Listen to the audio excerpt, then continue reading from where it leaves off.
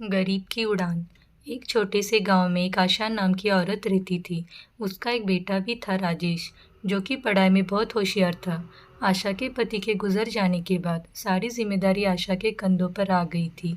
वह किसी के घर बर्तन मांजती तो किसी के घर खाना बनाती थी। उसका बेटा भी उसके साथ ही जाया करता। एक दिन जब वह अखबार पढ़ रहा था तो एक औरत आकर बोली, अरे राकेश, अखबार पढ़कर तू कौन सा बड़ा अफसर बन जाएगा? जाकर अपनी माँ का हाथ बटा। राकेश बोला, मालकिन, मैं बड़ा अफसर बनना चाहता हूँ। हम किताबें नहीं खरीद सकते, इसलिए यह अखबार पढ़कर जानकारी प्राप्त कर रहा हूँ। मालकिन ज़ोर ज़ोर से हंसने लग गई। यह देखकर आशा अपने बेटे को लेकर घर चली गई।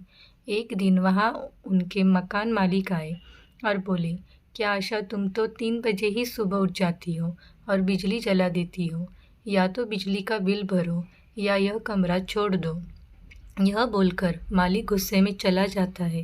राकेश लालटेन लगाकर पढ़ाई करने लगा। राकेश की लगन देखकर उसके गुरुजी ने उसे दिल्ली जाने की सलाह दी और खर्चा भी खुद उठाने की जिम्मेदारी ली। वह दिल्ली जाकर पढ़ाई करने लगा। एक दिन जब वह परीक्षा देने जा रहा होता है, तब उसे एक गाड़ी टक्कर मारती है। उसके सर पे और बाएं हाथ पर चोट लग जाती है। वह अपने पूरे साल को बर्बाद होने से बचाकर परीक्षा देने के लिए निकलता है। वहाँ जाकर उसने परीक्षा दी और फिर बाद में अस्पताल जाकर अपना इलाज कराया। राजेश ने वहाँ भी अपनी पढ़ाई जारी रखी और इंटरव्यू दिया। इंटरव्यू देने के बाद वह अपने गांव वापस लौट जाता है।